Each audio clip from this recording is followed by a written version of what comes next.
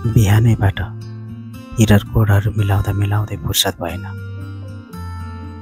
अनि फेरि रिसेट गरेँ र फेरि नयाँ फर्मुलाहरू राखेर फेरि अगाडि बढेँ।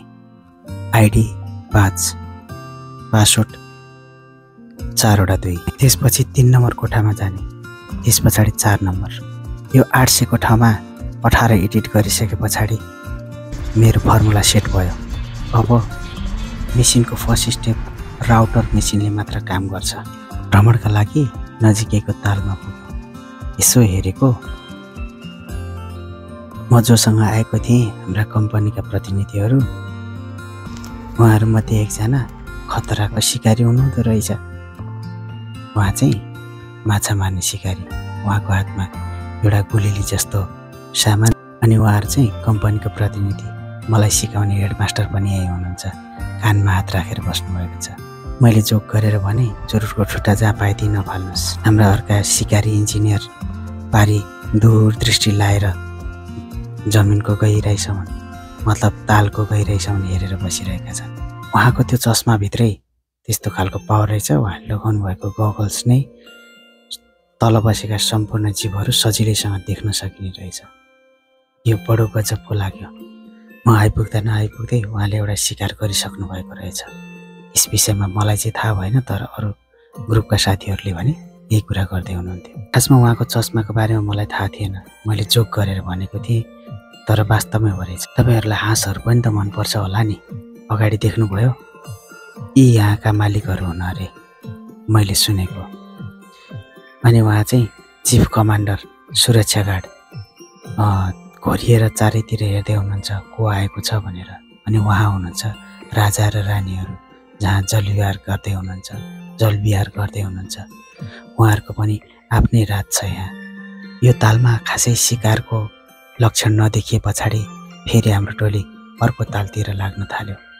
मलाई त थाहा थिएन यहाँ पनि कसैले हामीलाई बोलाइरहेको छ भनेर। साह्रै सुन्दर चरा थियो। मैले दृश्य कैद गर्न सकिनँ। फेरि अर्को नयाँ तालतिर हाम्रो टोलीहरू अगाडि बढ्यो। म किन आइन भनेर सोच्नु भएको होला। अनि भिडियो खिच्नु पर्दैन, रमाइलो छ। एक टक लागेर उहाँले ताल भित्र हेरिरहनु भएको छ। कतै शिकार भेटिहाल्छ कि। मलाई पनि केही शिकार गर्नु थियो। म केही सिक्न आएको थिएँ, त्यस कारणले उहाँहरूको पछाडि लागेको छु। मलाई अर्थ केही शिकार गर्नु छैन या यी तालमा भएका जीवहरूसँग मेरो कुनै पनि लेनदेन छैन।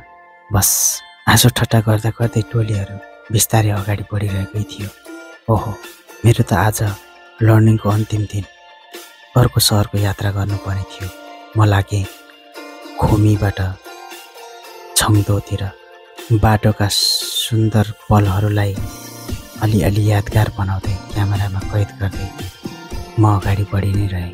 मेरो लक्ष्य थियो उच्च गुणस्तरका मेसिनहरू निर्माण गर्ने कम्पनीमा त्यहाँका प्रमुखहरूसँग भेट्ने, वार्तालाप गर्ने अनि फेरि नयाँ कन्ट्र्याक्ट गरेर अगाडि बढाउने।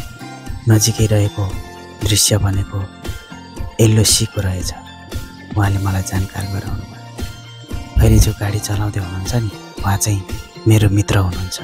हो, उहाँले मलाई अहिले बिस्तारै उहाँको कम्पनीबाट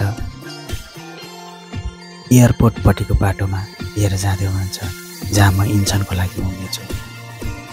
नजिकैको दृश्य भने केही धेरै नै स्पिड आइरहेको ट्रेनसँग भेट भयो।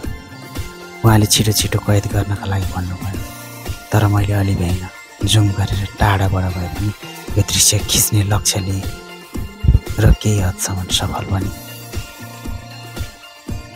हेर्नुहोस् न, 180 किलोमिटर पर आवरको दूरीमा गइरहेको छ। मैले यसलाई जुम गरेर तान्ने निर्णय गरेँ र अलि नजिक आएँ। हिजोसम्म मलाई खासै हतार भएको थिएन। अब भने केही हतार हुन थालेको छ।